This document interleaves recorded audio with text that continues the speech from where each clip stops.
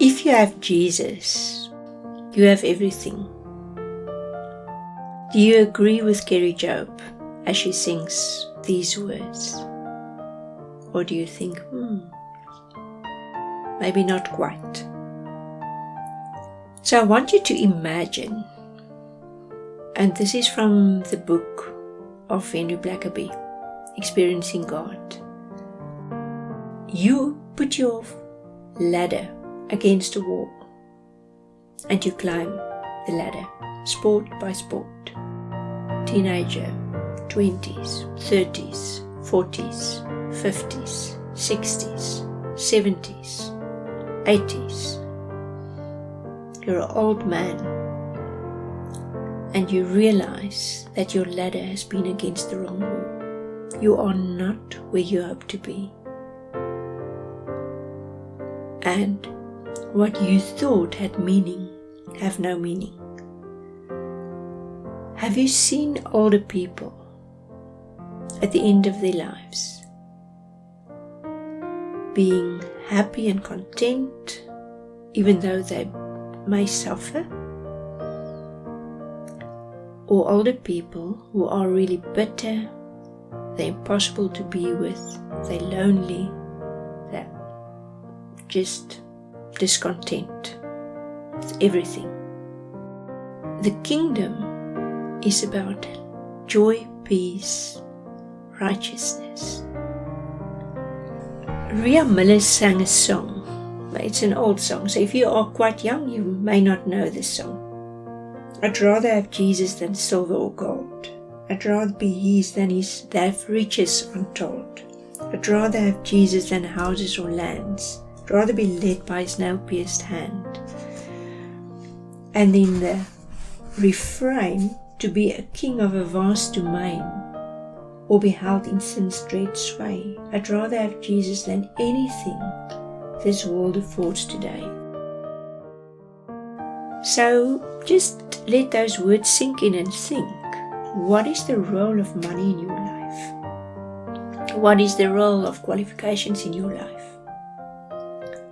I studied maths.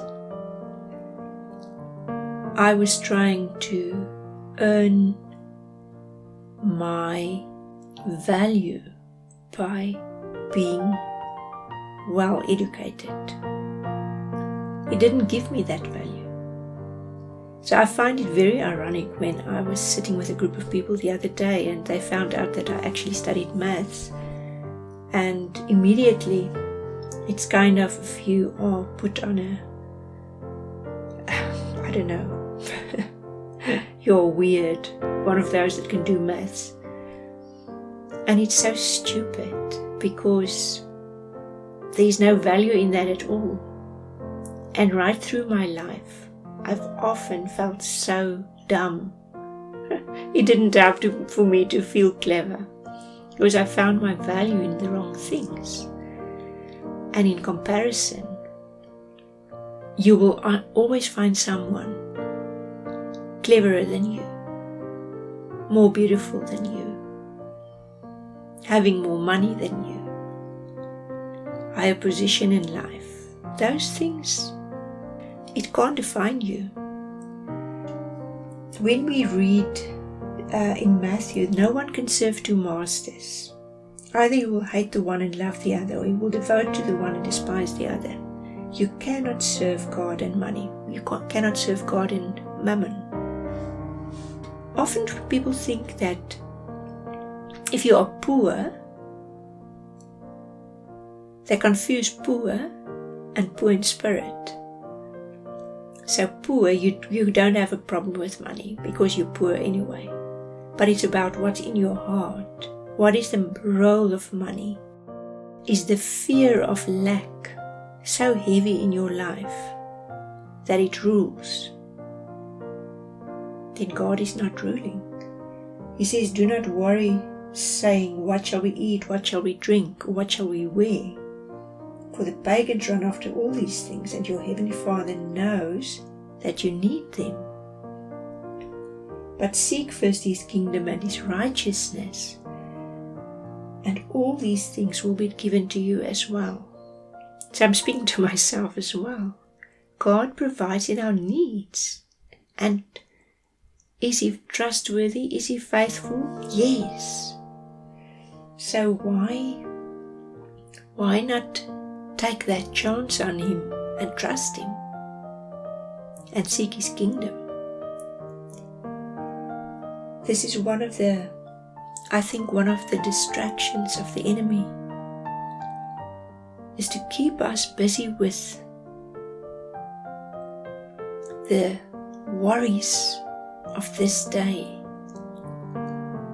But there are so many testimonies of people caring for orphans,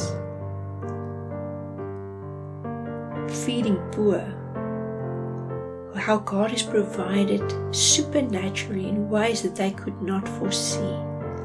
So why can't we not trust God for our own needs for today? So we were created for eternity.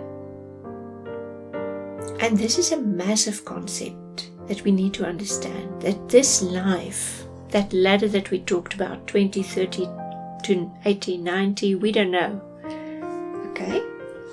This is just a small part of your life. And if we live for now, you'll miss your purpose, because you will be so focused on now. And your past will continue to shape where you are now. But if we can focus completely on God and His love for us and that relationship, healing can take place. Paul, he was a Pharisee, and so much to be proud of in his culture. And he says, I call it all rubbish. I put it behind me. And I'm sure it's also not like stuffing everything that was bad in your past in a cupboard, close the door, locked, throw the key away. That's not what it means. Because you need to be healed of everything that hurt you. Because God's calling us into something that is so massive. And we're all interlinked in that. We don't know exactly. He's making this tapestry. I kept on studying. The more I studied, the less competent I felt. It didn't give me the value I thought it's going to give me.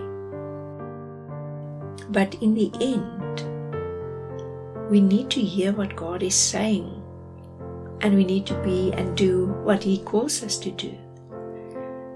And instead of finding our value in money or position or training, qualifications, it doesn't have value unless God has asked you to do that. It has value in that sense. But His relationship with you is your only real source of value. That is where your definition comes from. That is who you are. You are His child. I want to leave you with a challenge today. And that also comes out of the book of Henry Blackaby, Experiencing God.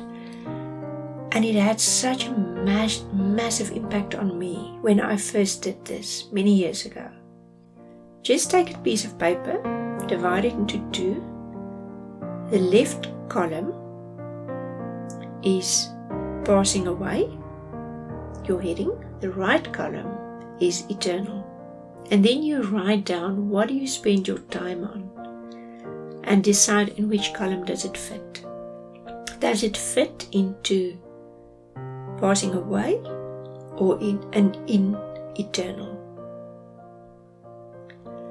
And I just want to warn you, don't think of your job as a waste of time, because it fits into the passing away. But rather think about how can you spend your time at your work so that it will have eternal value. And in the end, it comes down to, what are you called to do? And your work is either your calling, or it is a stepping stone that God has placed there, where He's teaching you certain things. And it has to be one of those two, otherwise you shouldn't be there. So it's all about the relationship, and it's a love relationship. It's real. So if you want to and have a better understanding of God's love for you, you have to encounter Him. So invite Him, ask Him, pray about it. Say, God, show me, how much do you love me?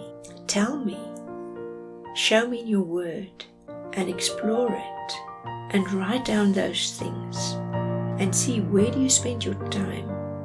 Because it's only in encountering God's love for you that you are going to open up to respond to that love and say, here I am. I want to love you back with everything that I have. This is who I am. This is what I was created for. God bless you.